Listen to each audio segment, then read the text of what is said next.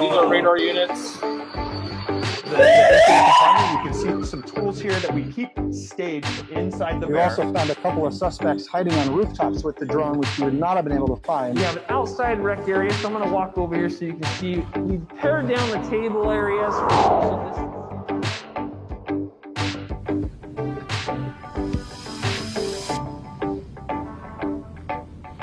Welcome back, everybody, to our fourth and final Sheriff Showcase. If you haven't caught the last three, Amy is still to my right, just like the last couple of weeks we've been here. She's going to throw those in the chat for you. They're available on Facebook and also on YouTube. On YouTube, we actually have them translated into Spanish, or at least the subtitles are. So if that's something you would like, go ahead and go visit them there. This week, we have a lot planned. We got my very good friend here, Lieutenant Matt Frohnart. He's to my left.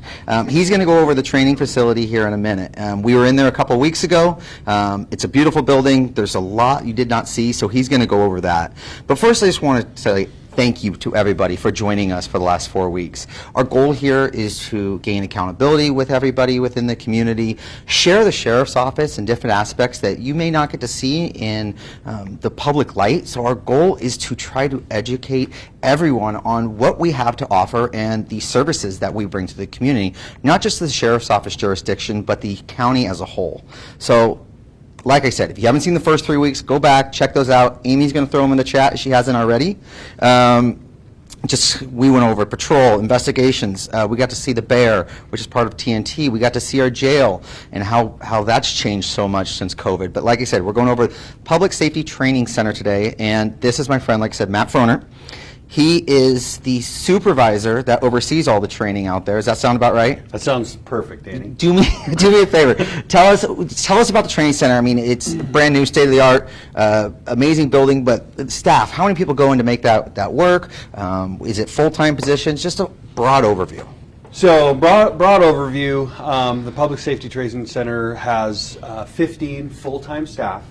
We do borrow a lot of staff members from other divisions, such as patrol, such as the jail, investigations. They come in to augment our full-time staff, because ultimately our responsibility is to first and foremost train the over 600 Washington County Sheriff's Office employees. And just to meet the standards of the state is over 400 people, deputy-wise, in all the divisions. So we have a lot of part-time trainers that come in and do training such as firearms and defensive tactics, or any type of role-playing, de-escalation type of training. It requires a lot more instructors than, let's say, a classroom. You might get away with a classroom of up to 50 people with just one instructor. But when we start using our handguns or physical skills or setting up realistic live training, we need more instructors to make it as safe and as real as possible. Gotcha. So we talked about this a few weeks ago, excuse me. There's special teams that people are on, or collateral duties as we call them. Yes. Is that what training is, where you have assigned trainers, but there's also other trainers who come in? Exactly. It's a special assignment that people apply for, oftentimes because they have a passion for firearms and firearm safety, utilizing firearms in the best way. You also have people that in their off time might do defensive tactics type training. I know right now it's very popular jiu-jitsu. We have instructors that do physical skills that in their off time they practice those different arts. Gotcha. Okay. So let's not wait. You want to jump in, do this walkthrough? Let's do this virtual tour. It's See what you got. First one ever. Normally I'm just walking along with you, but today we'll be following the video camera and ask questions, and Amy will interject those, and we'll do our best to do it. So, as we're on the approach, this is the front side of our building. As you will see, it's the Washington County Sheriff's Office Public Safety Training Center. We started occupying this building in July of 2019, and we really, that first 6 months, were just feeling out the building and its capabilities. Fortunately, then COVID did hit, and so we've had to adapt a lot of our training to fit the criteria, but still that necessity of getting our staff trained. So it's been an interesting balance, and just learning the nuances of our building. So this is our public lobby where anybody can come in and ask questions. We've got our administrative area just to the left of the camera. That's where the staff work to keep us certified and keep track of all our training records. As we enter these double doors, we're going to have the first of 3 classrooms. We have a total of 5 classrooms in this building. A little work area right there. But as we enter the classrooms, each classroom has 3 different screens that can run 3 different medias, if you will. You could have a video on one, a PowerPoint on one, and something else on the other. Most commonly, we're rotating those depending on the class. The front, we have a drop-down projector that you cannot see that goes in front of the whiteboard. Each of our classes is set up with a capacity of 56 people, but we have tables and chairs for 40. It's a very comfortable number for each of the classes. Each of the walls break down, and we could make 3 big classrooms into 1 giant classroom. Gives us a lot of flexibility on the size of class or the number of students we can accommodate in a typical classroom environment. As we work our way down the hall, we've got a nice break room on our right. Allows people that are there for the day just to train. It's got nice fridges to keep their lunch in, microwaves to heat up, so they don't feel like they have to run to McDonald's or Taco Bell real quick on our break. They can bring their lunch with them and enjoy a nice meal with their peers. We do have a fitness center, and that really hasn't been a huge priority on getting that outfitted and set up, as we've had other priorities in the building as we've moved in. We're going to go into a safety check area. So this is an area where deputies are going to go in, and the lockers, they're going to lock up their firearms or any equipment that we don't want back into a simulated training area. So we're going to be heading shortly into the simulated training areas that we really don't want weapons in. First, we're going to cut over to our firing ranges, though. We're going to talk a little bit about those. This clip just ended, and I'm back on camera. So we'll be starting that next one up, and we'll talk a little bit about our ranges. But as that's getting queued up, we've got 2 firing ranges built in the building. Each of them accommodate a certain number of shooters. One is 14. It's what we refer to as our larger training area, which is the one that's on camera. We have a smaller one that accommodates 9 shooters. They're each 50 yards long, and they have the capabilities of up to a 50 caliber weapon system. Oftentimes we'll go other areas for any of the rifle training specific, but a person could definitely make sure that their rifle is sighted in this. But a lot of handgun training goes on in this building. What you'll see a clip coming up is what we really hope in this entire building is not just engage those skills, not just be able to shoot a gun and have it hit the target, but we set up scenarios, we set up the building to be able to engage the deputies' brains and their mind power, so they can think and they can interact just like they have to out on the streets, just like they do in the jail. They have to engage and not just react, but be proactive. As you can see here, the targets are moving, they're shifting, they're turning, because we don't live in a world where people just stand still. It allows the deputy, in this scenario, they're behind some cover. They're communicating with the individuals that are in front of them, and some of them might be what we would consider a threat to the deputy. Some might not be, and so we mix those in so that the deputies have that full experience of setting things up they might encounter in their regular jobs. So that's our firing ranges. So real quick before we go into this next one, Yes. I just got a question for you related to the safety check. A lot of people don't understand why it's so important that we don't even carry bullets inside there. Correct. Can you kind of touch on that? Like we don't take knives, we don't take bullets, no taser cartridges.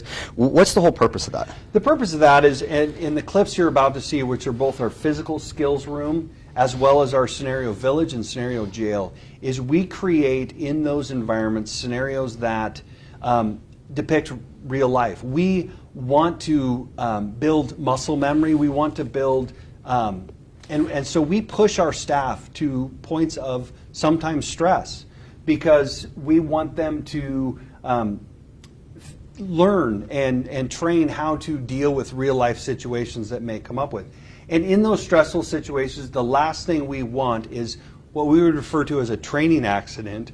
And in a time of stress, I go to grab a tool that I would normally maybe grab out on the road or in the jail and use it on an instructor, such as a knife or a real gun or anything like that. But when individuals come in to train, when deputies come in to train in the scenario area, we do have simulated tools that we give them, such as a firearm that doesn't shoot. It's not capable of shooting real bullets. It shoots little small pellet type things. Paintball? Sort of like a paintball. Okay. Sort of like a small little paintball. We give those to the individual. So if the scenario requires it, it's going to make a very distinct sound that is not a firearm going off. Perfect. Let's go into the mat room. Okay. I think that was the next video. Yeah, it is I physical don't skills. like the mat room. That's it's people tend to sweat a lot in there, and so Danny doesn't want that physical exertion. Just all kidding aside, so we go into the physical skills room. What you'll see is some heavy bags hanging. You also have some, and it's an acronym for everybody out there. We refer to them as BOB. They're punching bobs, but it's an acronym, BOB. We use those a lot more since COVID has hit. A lot of times we do that practice, person-to-person contact, and we're really trying to limit that. So we use a lot more of the dummies to do some of our physical skills in that room. We're going to see a little clip of some real life training going on. What they're actually doing right now is warming up. Very important to do before you stretch your bodies. Some people are more physically active outside of work than others, but you got to get those muscles warmed up. You got to get ready to practice handcuffing or being handcuffed to be a good partner. Sometimes, yes, we get rolled up in a ball. We get handcuffed ourselves, and there's where you're going to see it. A lot of the clips you'll see is of our new staff, because this is an area that a new deputy, when hired, they spend their first 9 weeks at the Public Safety Training Center. And if that sounds interesting to you, we are hiring. So feel free to look us up and come spend 9 weeks, your first 9 weeks with me at the Public Safety Training Center. So as you can see, they're working through some basic drills, pulling their batons. Here we're going to move into some handcuffing, mainly compliant handcuffing. While it may look easy to get handcuffs on, as you can see, there was a little stumble there to find their cuffs. This is all things that we want to have our new staff and our seasoned staff get that experience, get that training, and build that memory of where are my cuffs when I need them. Because it seems like a simple thing, but when you're under that stress, we don't want people to have to overthink it. Now we're going to my favorite, Scenario Village. Scenario Village. Anyway, hold on, we're the jail first. Scenario Jail first. Okay, Scenario Jail, and tell us what's important about that jail. It's the only one where? It's the only one that we know of for sure in the West Coast. But we have some vendors that come in that go all across the country, and they've been to some of the largest agencies in the country, and they don't know of one. They don't know of a mock jail.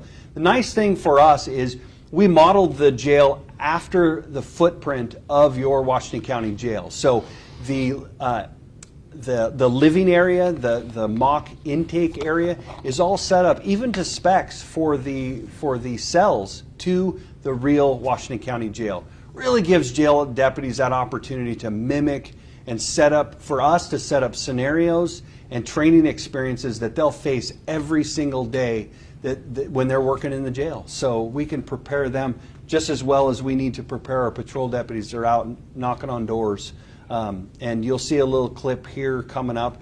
Stairs, we had to have stairs. Stairs are interesting in a jail if somebody happens to be fully restrained, getting someone up and down stairs is a challenge because they might have limited mobility due to restraints or other reasons. So the stairs are great. Here we're going to show, it doesn't happen very often in real life, but we've got to train and be ready for our emergency response team to go in and get somebody out that may require, necessitate removal from their cell, and frankly they don't want to come out. This could be for court, this could be for medical related issues, and so we have somebody walking right through that little clip, but that's okay. It's a training atmosphere. That's what happens. So you'll watch a quick entry.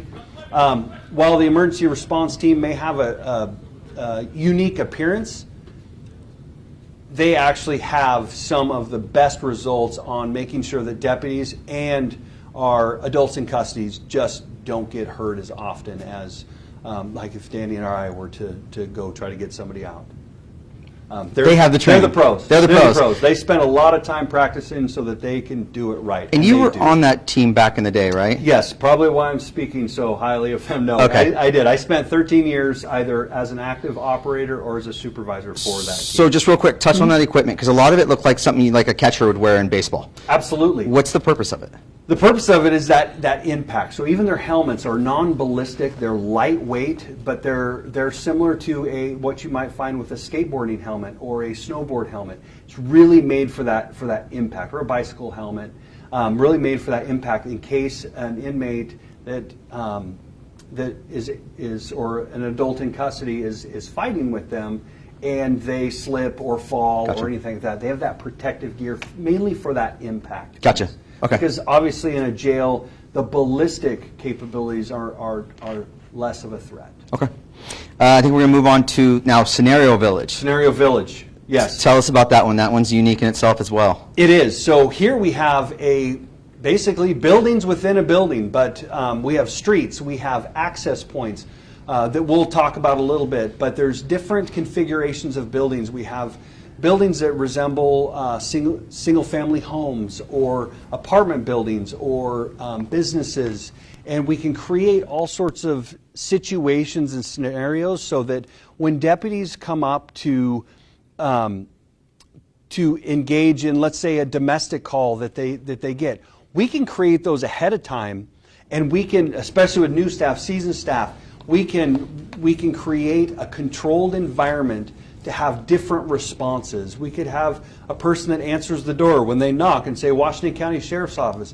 Person can open the door and say, Deputy, what can I help you with? What brings you here? Or we can have a situation where the person is angry or not using the nicest language towards our deputies, and train them how to respond appropriately so that they're safe, but also the people that we're there to protect are safe as well. This building, or these buildings are great for, as Danny talked about, some of our special teams that I know you have gotten clips on. Our canines, this has been a really good training environment, steady training environment for our canines who come in on a fairly regular basis. They're able to hide people for the canines to look for. They're able to hide drugs for the canines to follow or to find. And then our tactical negotiations team can set up in a very controlled environment, kind of let their guard down and get some of that best training. We're going to get a little clip here and I'm going to have you pause it just for a quick minute. So that's you. Oh, that's back to me? Yeah, don't worry. I was looking at that. But what we're going to go into shortly is our EVOC course, our Emergency Vehicle Operations course, which you can see now, not having to stare at me, which you're welcome for that. But this is one of those access points I was talking about. So we can start a scenario maybe out on a simulated drive or a road, and we can move it into a building or a roadway or street. We basically have 3 cross streets within the Scenario Village. So we can really take those training scenarios up to new levels and just really get the highest quality of training that we can put together. And we'll see that here, I believe, in just a quick second. There it is. So that's kind of a preview of what we're about to talk about. And then you'll see where we have pulled a car in and are finishing a scenario that started out on the driving course, which is really neat to be able to do. Uh-oh. So this is just one of the simulations that we would see, Yes, right? yes. That simulated instructor is going to simulated jail. So they're taking that person into custody. Now we're going to mock jail, go through the booking process. Yes, and that's the other piece is we can start, our what we call pre-academy, where a new deputy will work with us for 9 weeks. We have both jail and patrol deputies going through that training simultaneously. So when we get to our last couple weeks where we're really hitting on those de-escalation type trainings and the ones that end up with somebody, we can take somebody in custody as a patrol deputy, and we can hand them off to our brand new jail deputies, and they can continue that scenario. Those instructors really like it because they can go 30, 40 minutes into a scenario, and sometimes wearing heavy protective gear themselves. So in the summer, that's always fun to watch. We've got to keep a lot of water around to keep people hydrated. We're going to jump into the EVOC, but I want to remind everybody, we're here for questions. So if you have anything, type it in the chat. We're going to answer it to Lieutenant Frohner, and he should be able to get most of them. So we'll jump into the EVOC, and then after that, we're going to answer a few questions. I mean, obviously, there's a lot going on in these videos, and what the heck is that? So here we have 2 cars going across in what we refer to as a pit maneuver. I believe that's what they were doing, but they didn't quite finish it. They might have been side by side. It was step 1 of getting the feeling of touching, getting the there we go. jail guy. I get it. Right. I'm patrol. This guy's from jail, so. So yes, it would be step 1, as Danny referred to it as. But again, it's that precursor for having an intervention with the vehicles in a safe manner. Again, there's speed restrictions. There's all sorts of different things, but sometimes they will create an intervention, a crash, to stop somebody from continuing to go. One thing you want to add on that, Dan? Yeah, I mean, what you saw there at the beginning, that's, when you first do this, it feels uncomfortable. You don't intentionally hit cars, at least I didn't when I was a kid. And you're trying to get that feeling of what it's like to put that bumper right at the right spot. Because when we do this, we're not looking to crash the person, we're just trying to spin them out. We want minimal damage to the vehicle that we're driving, the vehicle that they're driving, and the goal is just to get their vehicle to stall, and therefore we can take them into custody. So that what you saw was just us lining it up, feeling what it's like to touch, feeling what it's like to about to slip off of the back end there. So a lot of training goes into that, to the point where at the end, you have to pit a car within 2 cones that are only probably 40, 50 feet apart.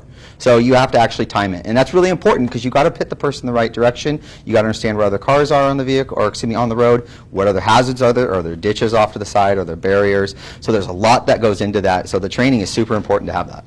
So, and it's one of the areas that we struggled with before the Public Safety Training Center, finding a place big enough to allow for that training. It was one of the hardest things, was to find a training space that we could do driving courses, not just pit maneuvers, but to set up cones and do heavy stops, and acceleration and all the different pieces to it. Well, I remember one training we worked on backing all Yes. day, because that's one of the #1 ways that we damage cars. So we had the area, put the guys out there, guys and gals, and do some backing drills. Yes. And it comes in handy often. The one question we get asked a lot. Yes. There's 13 other agencies within Washington County. Are they coming to our training facility to help, especially during these COVID times? How's that working out? They are. So we've had every agency has come to the Public Safety Training Center. At this point, it has mainly been with their affiliation of our interagency special teams. Okay. So TNT, our CNU. I don't know if you guys did do anything? Yep, we went over CNU on the crisis negotiations unit. They're multi-agency teams, and that's kind of how those teams have, or how those other agencies have been able to utilize the Public Safety Training Center. But we definitely have plans, and we are looking to the future when we can open the facility up a little bit more, and allow a great training experience for our municipal partners. Gotcha. Well, we did get a couple questions. Sorry, one was about a gas station that's on Baseline. Actually, later we're going to have the sheriff and undersheriff on, and they want to address that question specifically. So we'll get to that one. Sorry, give us a few minutes. If there's any other questions, the sheriff and undersheriff are going to be on in about 15 minutes, and we're going to get to ask them questions, and so feel free to type those in as well. Thank you. I know you, I think you went over to training right when that training center kind of about opened 2 up. months before, so Okay. about May of 2019. Well, you've done a great job with it. We train in there all the time. We need to work on the internet, but that's a different story. So, coming up next, we're going to have a quick video on Air 5. Air 5 is it's a small little Cessna with a very expensive camera system on it. It's a plane that we utilize for patrol. We utilize it for our narcotics team. We utilize it for investigation. And I can go on and on, but the video is going to tell you a little bit more. After that, we're going to have forensics analysis. Cami Metesky come on, and she's going to talk all about, we'll just call it the CSI of law enforcement. So take a look at this video, and we'll be right back.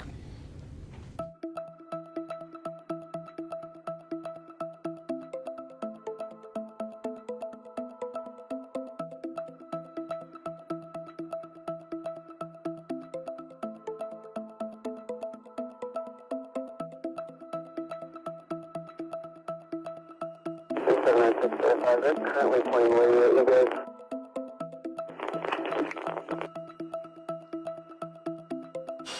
Yeah, we're getting continuously hit with it for about the last 2 minutes. Are you pretty confident about the inside of Heritage Parkway, the mobile home park?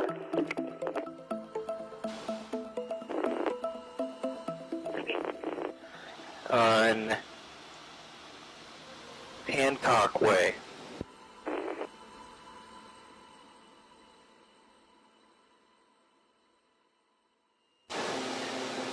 And it looks like they might be standing between two vehicles right at that address. 5460, can you show me en route to that? Right off to your left. Just past it, in between the two cars. It should be right in front of you, right in between those two cars is right where it was coming from. Hancock Way, I'm out with them. Copy.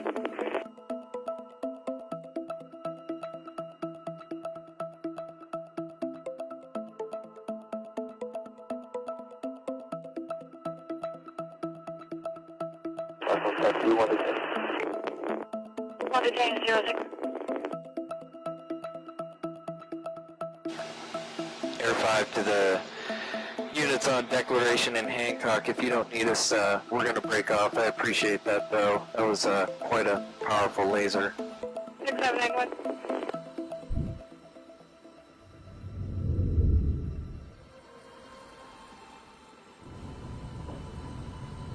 All right, everybody, welcome back.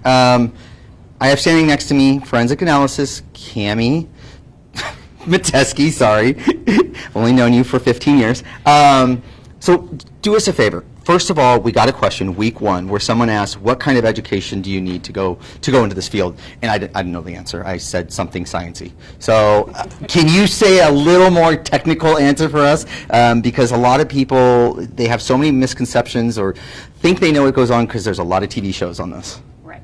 So for the forensic analyst job, it requires a master's degree in a forensic science or a bachelor's degree in a science with 2 years of experience. For our tech position, it also requires a bachelor's of science. Okay.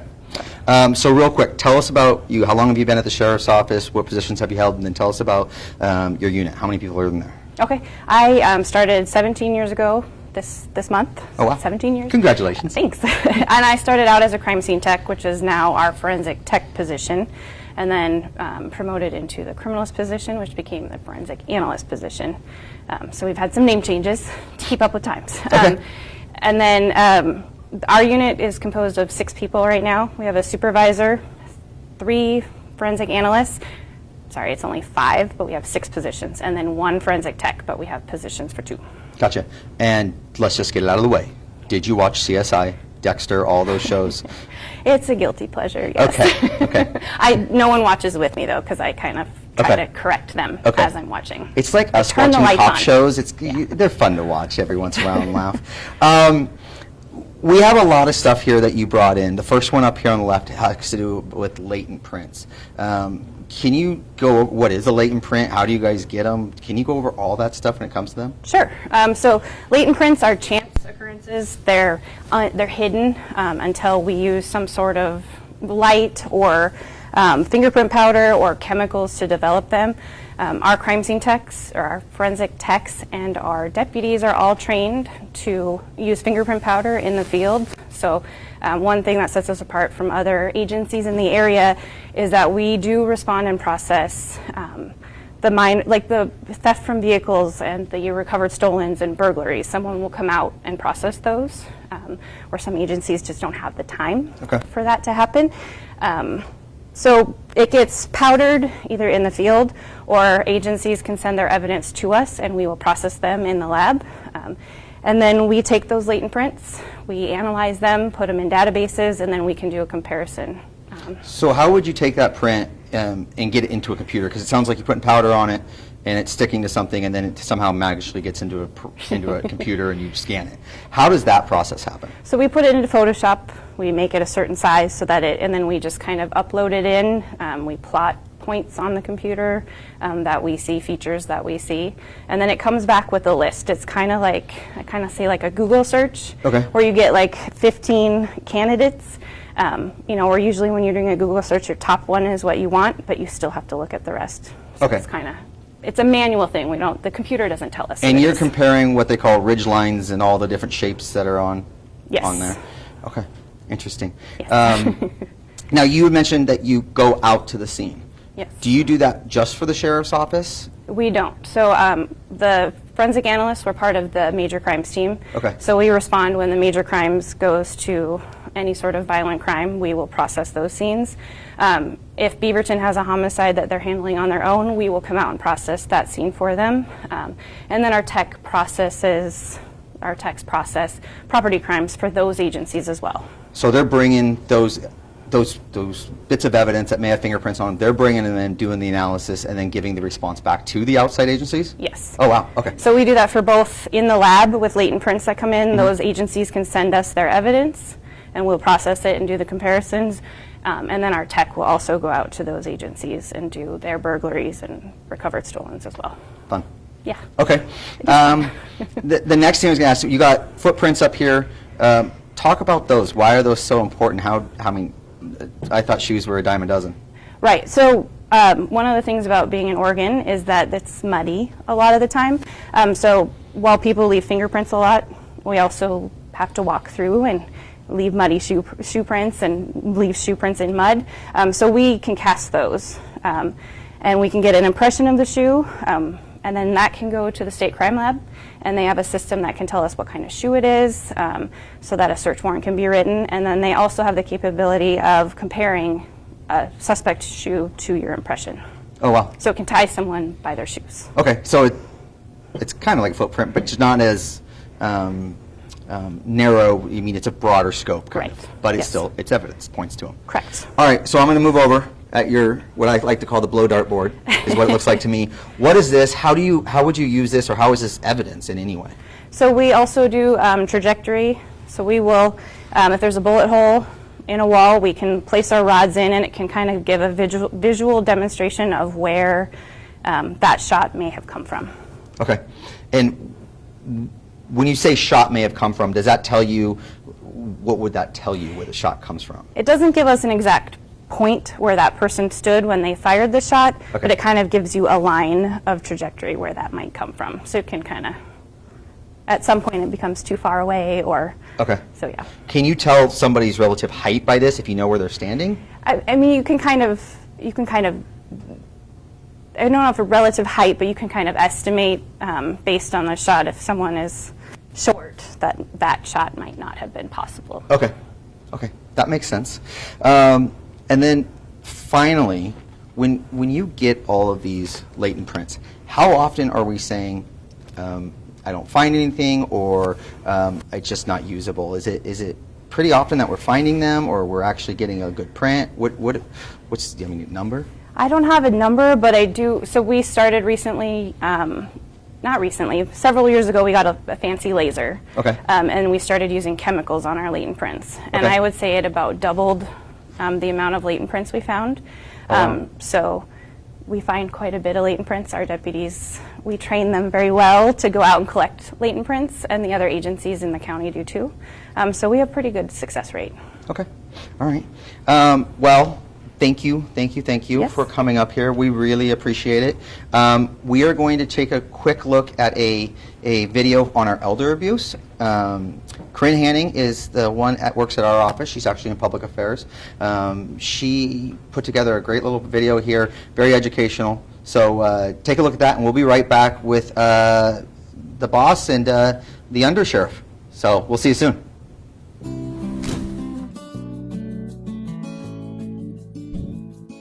The Elder Safe program assists in connecting older adult targets of crime to community resources and victim services. Elder Safe collaborates with the District Attorney's Office, Department of Aging and Veteran Services, city police departments, and community partner agencies. It provides services in all of Washington County. Elder Safe is comprised of staff and volunteer advocates who offer victims emotional support, information about their case, and help with connecting to programs and services available in the community. Elder Safe also offers community education on elder abuse issues.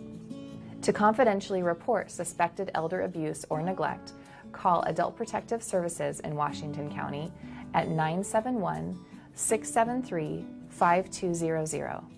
If you suspect a crime, call your local police department. If you just need more information, call Elder Safe at 503-846-6048. For more information on the Elder Safe program, visit us at wcsooregon.org.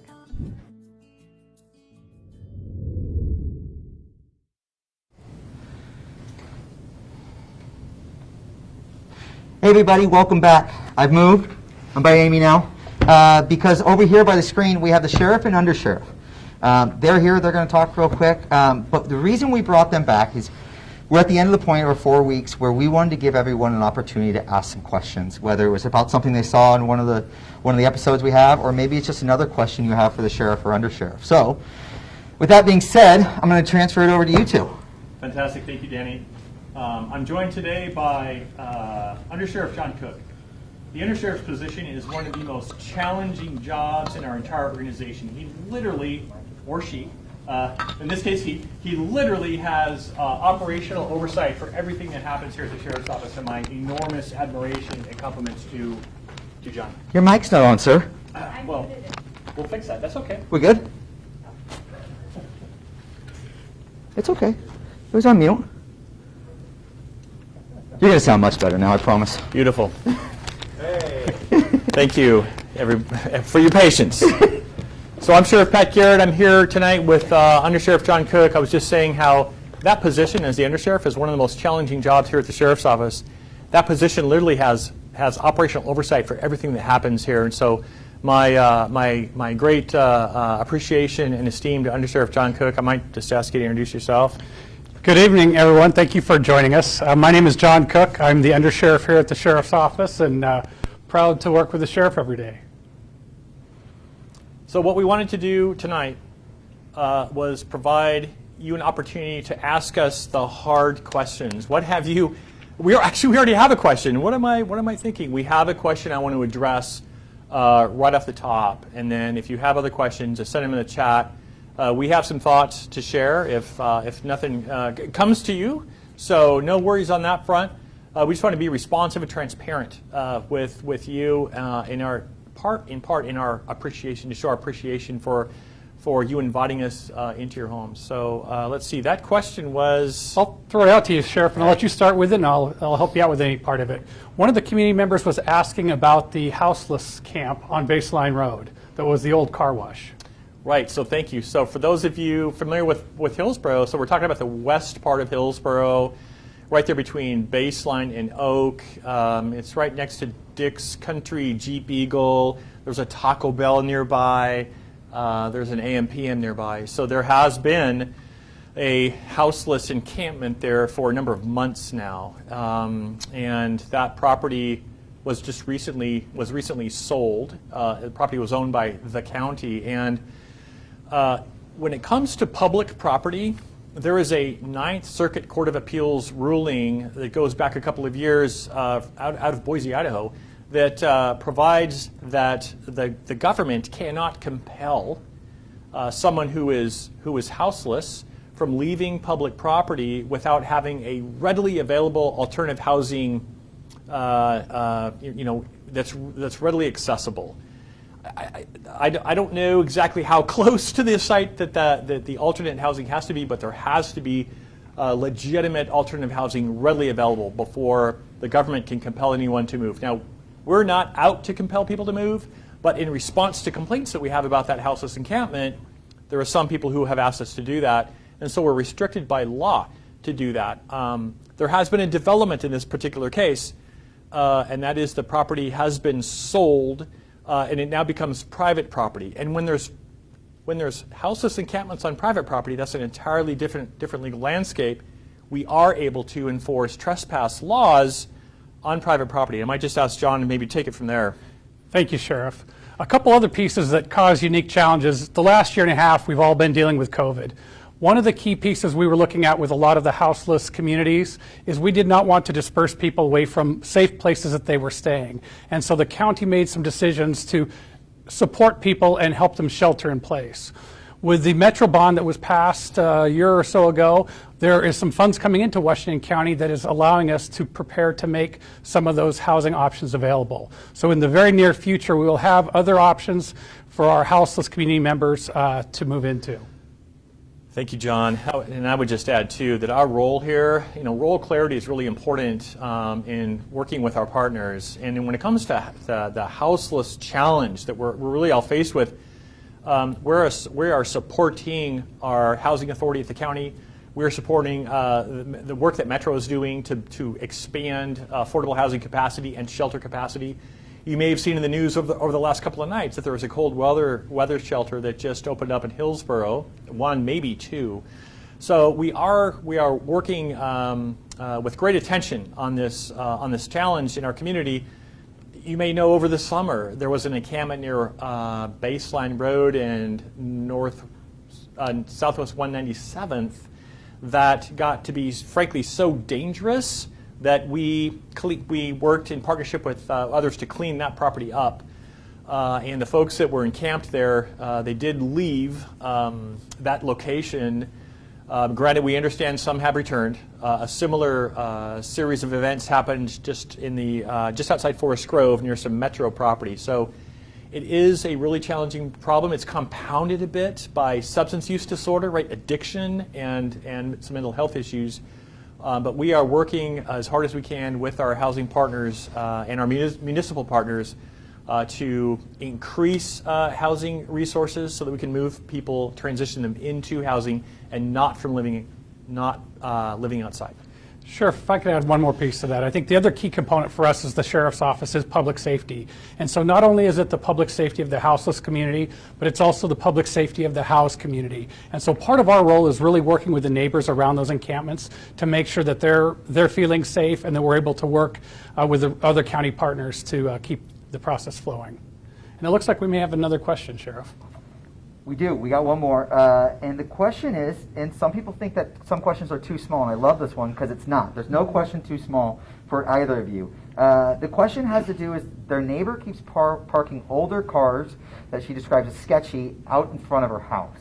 Should she call and report them, or what can be done? I would say whenever you have any suspicious activity, please call us. There is never any time that it's a bother to us. We really want to make sure that we're engaging with our community and addressing any livability issues that may be there. Again, we talked about COVID, but during the last year and a half with COVID issues, we did stop some of our towing ordinances. And that was just due to some of the facts, people not being able to get in and get their vehicles renewed through DMV. But since DMV has opened up, we have started some of those processes back up again. So please call us anytime.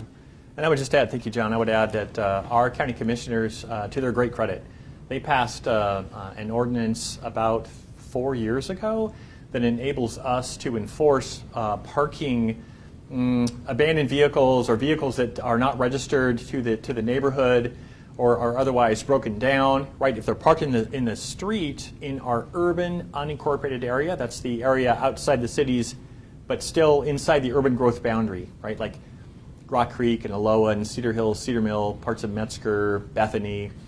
We do have the ability to enforce some parking because of that county ordinance. So especially if you live in the urban unincorporated area, the scenario that was just described by Sergeant DiPietro, as Under Sheriff Cook said, give us a call.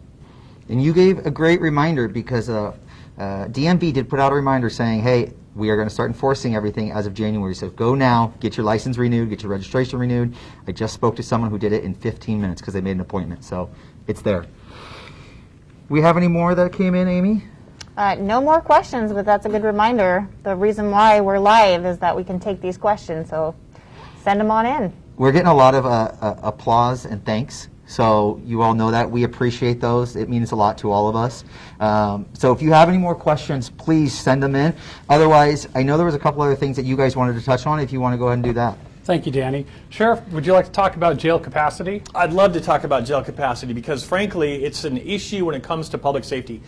So our jail has 572 beds. And in a report published by the Oregon Criminal Justice Commission late last year in 2020, it rated our jail as the second smallest jail in the state of Oregon for any county per 1,000 population of the county. So we have a fairly large jail, but we have an even larger county. So for a county of our size, it has grown quickly and over a long period of time. We have the second smallest jail per capita in the state. And so just from a planning standpoint, we need to get serious about remodeling, increasing capacity to meet the needs of our county into the future. There's no sign our county is going to stop growing. When it comes to COVID, I could not compliment our jail staff more for keeping people safe and healthy. When COVID first hit, we had to create space so that our adults in custody would not become infected. We wouldn't have an outbreak. And our jail staff did a fantastic job at that. We lowered our capacity of adults in custody in the jail. As a result, we just had to do it. And right now, we are hovering at about 80% capacity, not 100% as we did pre-COVID, but about 80%, so that we can still have that space to keep people safe. We have an occasional infection in custody. We have an occasional, very small number staff member who we're always very focused on keeping them as safe and healthy as possible, who have become infected. And so we're just very focused on keeping people safe and healthy.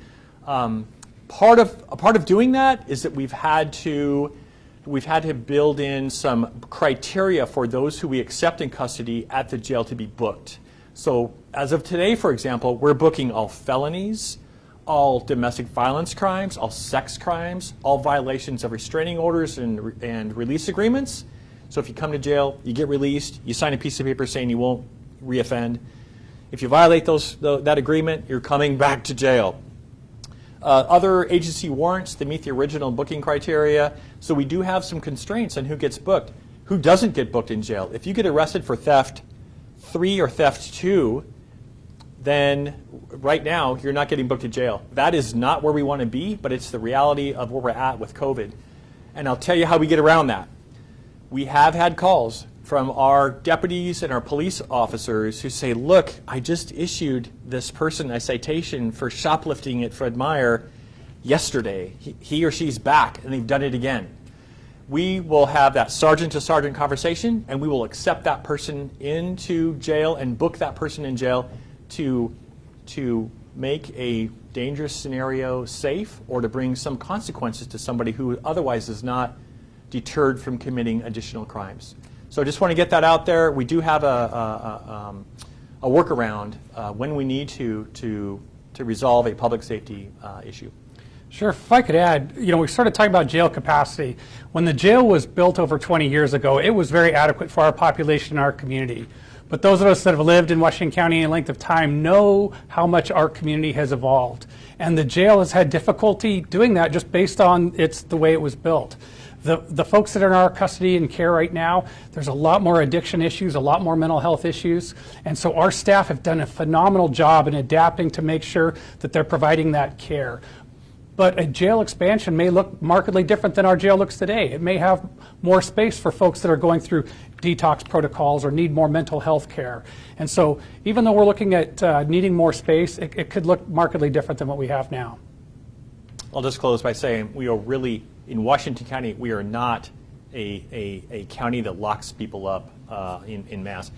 When you measure bookings per population, we have one of the lowest booking rates of any county in Oregon. And I think that that's a wonderful compliment to the good schools we have, our community-based organizations that are out there serving our community, and adequately funded public safety services. Frankly, like our office, like police departments who can respond when the community needs us to respond. So my thanks to all of the city councils, the mayors, our commissioners for continuing to fund us at a level where we can remain effective. Real quick, we got a question about jails. Is there plans to expand it?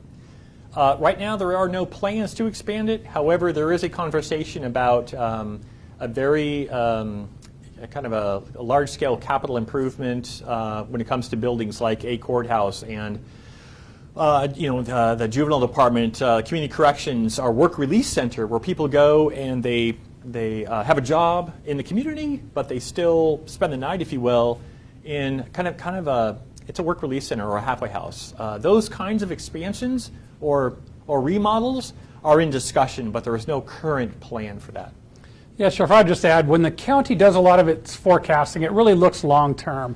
And so when they built the current jail that we're housed in today, there was a lot of good forethought in how that jail could be expanded. So there were plans in place for 20, 30 years down the line when we would have to look to jail expansion as the community continued to grow. And so we do have some ideas of what that would look like. But like the sheriff said, as the county continues to look at master space planning across all of our campuses, that will hopefully be part of that conversation. And we got one final question. The year's coming to an end. Sheriff, what is your top priority for 2022? Oh boy, my top priority for 2022, kind of catching up, helping our partners catch up in the Washington County Circuit Courts. Courts are still clogged up, and we have folks whose whether they're in custody, out of custody, we are really struggling to keep up with staffing to keep the courts safe and to respond to calls in the community. I'm just kind of processing that question out loud. And we can't, I'll tell you my bottom line answer, and that is recruiting. So we have staff that have stepped up in an enormously important way over this past 18 months. They have met the challenges of COVID. They have withstood the more intense scrutiny that are placed upon our work, and they have met that calling with professionalism and grace.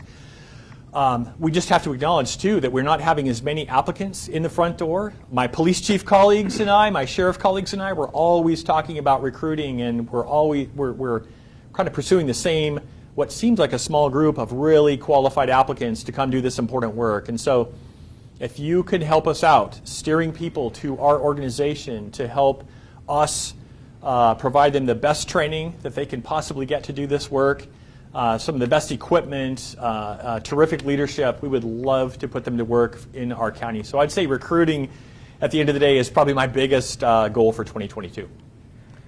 I would say I've got a couple big goals for 2022. I think the first one is our Enhanced Sheriff's Patrol District levy. This is a levy that serves our urban unincorporated residents, and we go out and ask the residents what services are important to them every 5 years. And so we're coming up on that. So that's going to be a really big important push for our entire agency. The other key piece for 2022, as we start to come out of COVID, I think our community and our staff have just done a phenomenal job. But just really looking at staff wellness, how can we make sure we're taking care of our staff so they can take care of the community? And I think that's got to be a big, important push for 2022 as well. So more questions are coming in. And I'm gonna direct this one to you, Under Sheriff, because you have an extensive narcotic background. I'm not gonna go to the whole story, but essentially this person says that a family member passed away at a house. It's a known drug house. They're having livability issues. There was a fire at the home. Law enforcement, the sheriff's office is showing up, but what can they do as neighbors to try to remedy the situation for the entire neighborhood and get some of these issues to be resolved? That's a very good question. So this is something that occurs throughout all of our communities in Washington County. A couple things that we tell community members are always call us. If you see suspicious activity, there's never a time we do not want to be called. We will prioritize our calls and get out there and help service those as soon as we can. The other thing we ask people to do is to keep a log. If you see suspicious activity, write down dates and times. And then when our deputies come out or our investigators, that information could be very helpful to them. Anything you'd like to? I think that's yeah. They are big challenges to address. We have addressed them in the past. In some cases, we're more successful than others because these are very difficult places to get into. But generally, that can take months. So thank you for your patience. Thank you for your question, and for caring about your neighborhood. And I would add in there too, Sheriff, that our investigations don't always just stop at, we talk about an overdose. We have investigators that look beyond that. They try to find the people that are selling those dangerous substances to community members and make sure that they can hopefully put a stop to that. Well, thank you. We're over here talking because you just brought up the fentanyl and the One Pill Can Kill campaign that we just wrapped up about a month ago. So Amy's going to throw that. If you haven't seen that, please take a look at that campaign that we put on.